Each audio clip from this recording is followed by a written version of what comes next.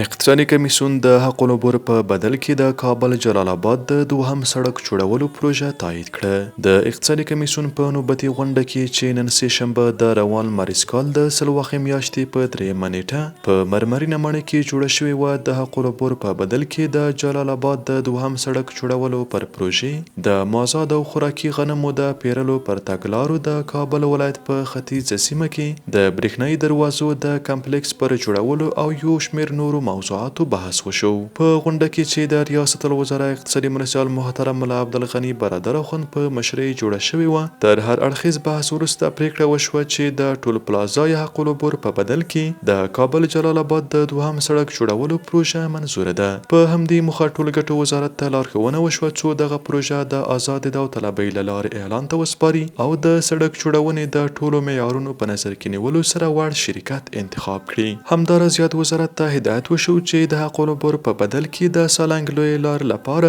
جوړ شوی طرز العمل دی پر دغه پروژه هم تطبیق کړي. په غونډه کې د کرنې اوبو لګولو او مالدارۍ وزارت له لوري د مازادو غنمو او د امارتي مرکزي سیلو شرکت له لوري د خوراکي غنمو د پیرلو په اړه پر جوړ شوو تګلارو هم بحث وشو. تر هر اړخیز بحث وروسته د اقتصادي کمیسیون د تخنیکی کمیټې له لوري د راغلو تعدیلاتو په نظر کې نیولو سره د کرنې اوبو لګولو او مالدارۍ وزارت وړاندې شوی تګلاره تایید او د منظورۍ لپاره د افغانستان اسلامي امارت د مشرتابه مقام دفتر ته راجع شوه. د دغه تګلارې له مخې به د کرنې اوبو لګولو او مالدارۍ وزارت د بزګرانو د ملاتړ په موخه د غنمو د حاصلاتو په موسم کې په مناسبه بیه غنم پیری او د اړتیا پر مهال به د بیو د کنټرول او احتکار د مخنیوي په موخه بازار ته وړاندې کوي. د اقتصادي کمیسیون په یاد نوبتي غونډه کې د کابل ولایت په ختیځ سیمه کې د برېښنايي دروازو د کمپلیکس جوړولو طرح هم منظوره شوه. د دغه طرحې پر اساس به خصوصي سکتور د 10 کلونو لپاره